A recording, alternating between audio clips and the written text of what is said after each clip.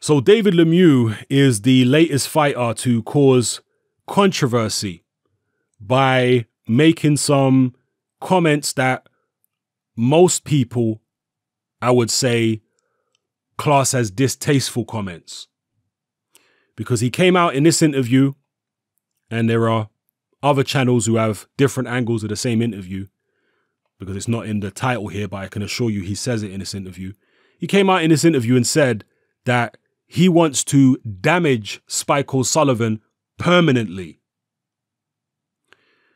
Now, earlier on this year, you had Deontay Wilder talking about he wanted to have a body on his record, as in he wanted to kill somebody and have that on his record, on his boxing record. And historically, you've had many fighters who have come out and said these kind of things as well, like Mike Tyson. And you always get the occasional Mike Tyson apologist or fanboy who tries to say, no, Mike Tyson just meant it as a figure of speech. He didn't mean he literally wanted to kill people. Oh, yes, he did. Because we're not just talking about what Mike Tyson said when he was fighting. Mike Tyson, as a man in his, late 40s or 50s, whenever he made this particular comment, and the interviews are available for you to watch on YouTube, I've seen them. And Mike Tyson said that it was his ambition. In fact, there was an article which I showed a screenshot of in a previous video about this particular topic. It was in one of these videos. This is the video I did about Deontay Wilder. I want a body on my record. And I urge you guys to go watch these videos of mine, because I go into greater detail about the mindset that fighters have who come out with these kind of comments. All right. And yeah, I lost my train of thought there, But anyway, people are going to say the comment is distasteful and Lemieux's a scumbag and it's disgusting and all this kind of business. And I can understand that. I certainly don't want to see any fighter seriously hurt. I certainly don't want to see any fighter killed, because I've seen those things and I don't want to see it anymore. I don't want to see it again. But that's why we have doctors and referees and paramedics and trainers in the corner to protect the fighters. So irregardless of what intentions the fighters go in the ring with, there are people there to ensure the safety of the fighters, to make sure that even if a guy's going in there to try and kill the opponent, that outcome isn't manifested, because there are safety measures in place. At the end of the day, the fighters go into the ring with their two fists, with a pair of boxing gloves on the end of their fists. They don't go in there with knives or guns or anything like that. So the chances of a fighter permanently injuring the opponent or killing the opponent are still relatively slim. It does happen from time to time, unfortunately, but statistically, it's not that common in boxing, okay? But again, what I will say about the mentality of someone like a David Lemieux saying that, oh, that's what I was going to say, sorry. My chain of thought was Mike Tyson, okay? Mike Tyson said when he was, his late 40s or 50s now, he said that when he was young, it was one of his ambitions to kill somebody in the ring, because he used to watch people like Max Baer and Sugar Ray Robinson and all these guys who he considered heroes to him. And a lot of them had caught bodies in the ring. They'd killed people. And so Mike Tyson's mentality, he said this is an old man after retiring. He said, my mentality back then is I wanted to kill somebody in the ring. That was an ambition of mine. Okay. This attitude from Tyson and people like Lemieux and Deontay Wilder, it doesn't shock me. It doesn't shock me at all, because I understand that there are far more fighters who think this way and go into the ring with these kind of intentions than most of you realize.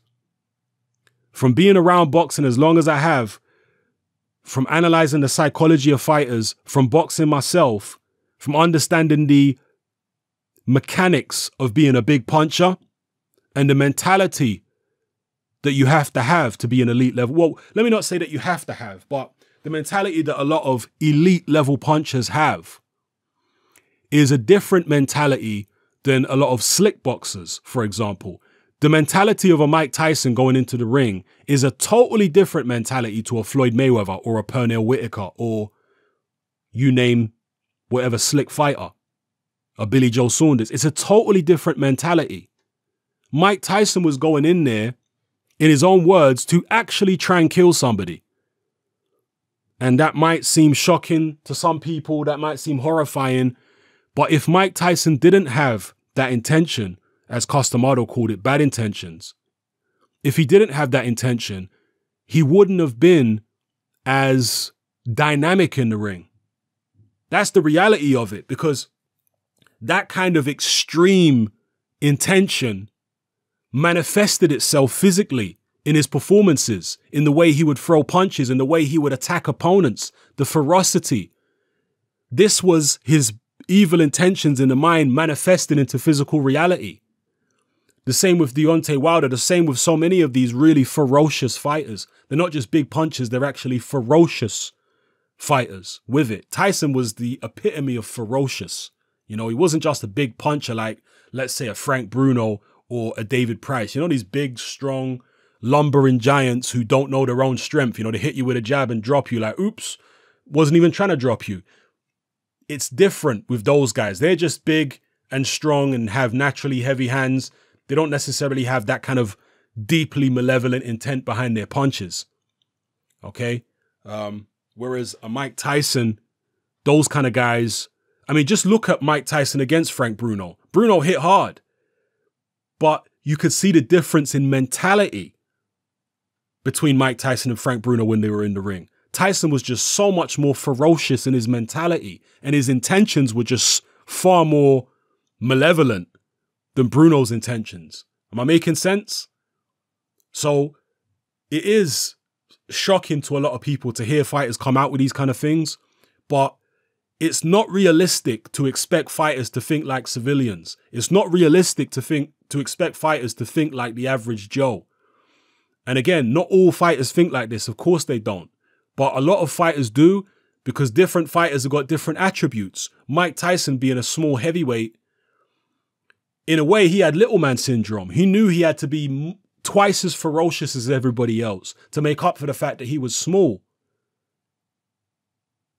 Am I making sense? That's part of what fueled Mike Tyson's ferocity, the fact he was smaller than everybody else. So he had to compensate for that by being extra ferocious and extra extreme. This is how he would psych himself up to go in there and attack much bigger men. David Lemieux, I guess something similar, because he's not the most technically gifted guy. He's not world class in any way, really, apart from his punching power. So he relies on that a lot. When he goes into the ring, he's not thinking about finessing you. He's thinking, I'm going to hit you so hard that it's going to shock you to your soul. I'm going to hit you so hard that you'll wish you weren't in the ring.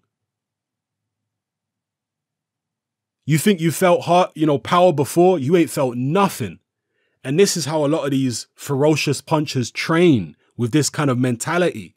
When they're in the gym, when they're hitting the bag, I'm telling you, some of them are thinking about, when they're hitting the bag, they're thinking about bodying someone when they're hitting the bag. Seriously, all right? This is something that people need to understand. If you can't understand this, then, and you don't believe that this is the case, you're very naive. If you think that Lemieux and Wilder and Tyson are isolated cases of fighters who have the intention of causing permanent harm or even death to their opponent, if you think these are very rare isolated cases, you are extremely naive. That's what I would tell you. And if that shocks you, if it horrifies you, you're watching the wrong sport. Again, I don't want to see fighters maimed or killed in the ring. But that's why we've got officials, that's why we've got the referee, the doctors, the corner people. They are there to ensure that the fighters stay safe, But in terms of the intention of some of these fights, now some people are going to say Lemieux just said it for dramatic effect, just to sell pay-per-views, or Deontay Wilder just did it for dramatic effect. Sometimes fighters do say things like this to sell tickets. But a lot of the time, I'm telling you now, they are very serious when they're talking about permanently injuring opponents, killing opponents. They're very serious. All right? And again, this is their method. This is their way of psyching themselves up to go in there and do battle with somebody, to give themselves a more extreme mentality than the opponent. You understand? They psych themselves up. I remember Mike Tyson, reading interviews with Mike Tyson, where he was talking about hitting an opponent so hard that he felt the muscle tissue disintegrate under the force of his punch. He obviously said that he wanted to drive Jesse Ferguson's nose bone up into his brain in a post-fight interview one time. You know, Tyson was obsessed with just punching holes through people. Literally. That's one of... Obviously, he never managed to do it, and it would be virtually impossible to do it. But that's what was on Mike Tyson's mind. He said, I want to actually punch a hole through somebody if I can. That's the intention. That it's impossible to do, but that's his intention in his mind when he's throwing the shot. Even when he's training on the bag, in his mind, he's thinking, I'm piercing somebody's body. My fist is going inside their body, out the other side. You see, the mind controls the body. So a man thinks, so a man acts, so he behaves. You understand? That malevolent intent that Mike Tyson had would manifest itself in the physical reality of the way that he would fight, the intensity. So, yeah, as vulgar as you think it is, as distasteful as you think it is, this is what gives a lot of fighters the edge in the ring.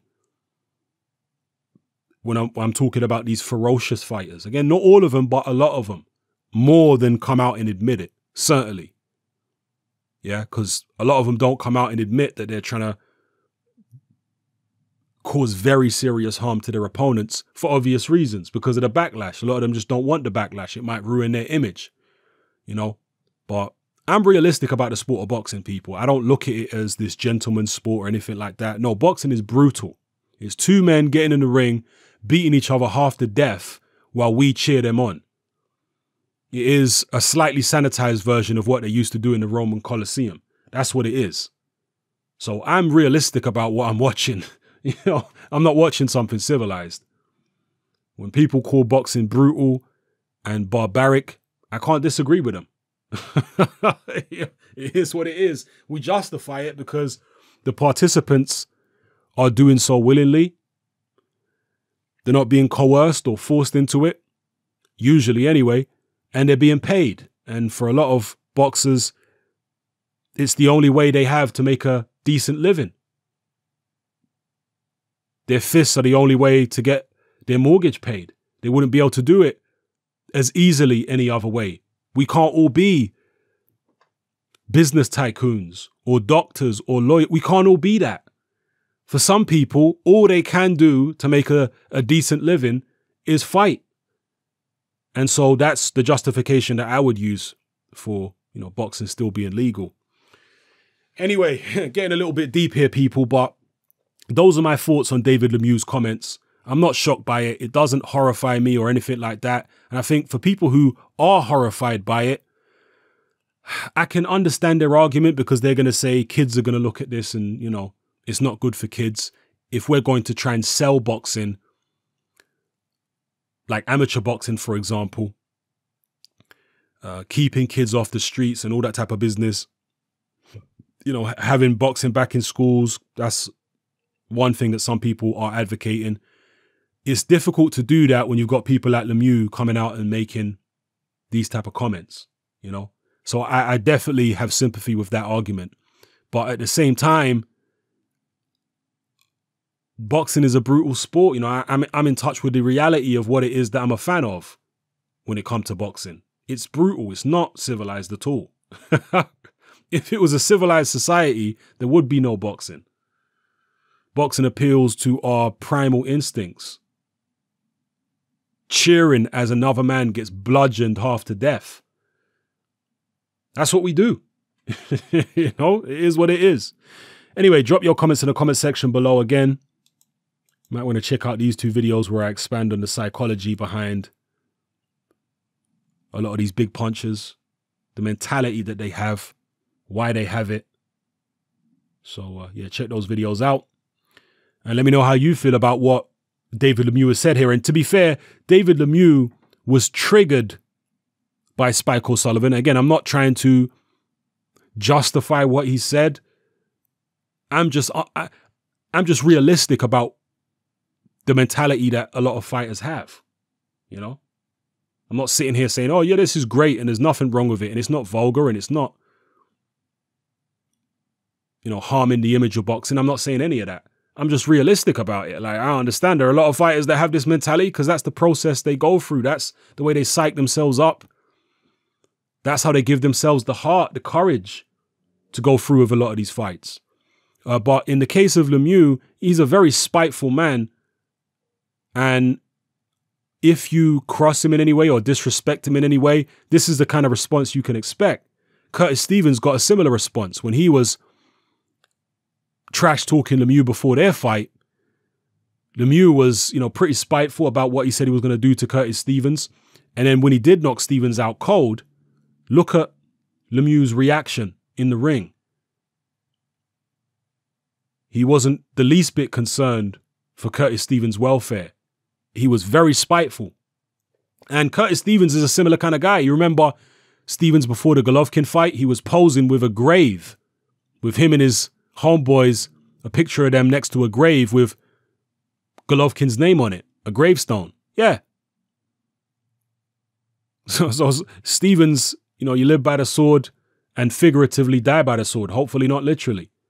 But yeah, when Lemieux knocked Stevens out, you didn't see Lemieux showing any compassion for Curtis Stevens at all.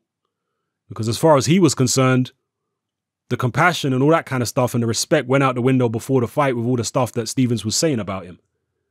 So as far as he was concerned, I want to do this guy some serious damage. You know, that's what Lemieux ended up doing, you know, showed no concern at all about the welfare of Curtis Stevens. And again, people take that and say it's in very poor taste. Perhaps it is, but it's the reality of this sport. A lot of people in the sport have a brutal mentality because it's a brutal sport. That's how they cope with it. By, you know, being more brutal than the next guy. That gives them a safety blanket and makes them feel more comfortable in the ring, you know? Anyway, let me stop waffling on about this subject. Drop your comments in the comment section below. Let me know how you feel. It's happening. I'm out.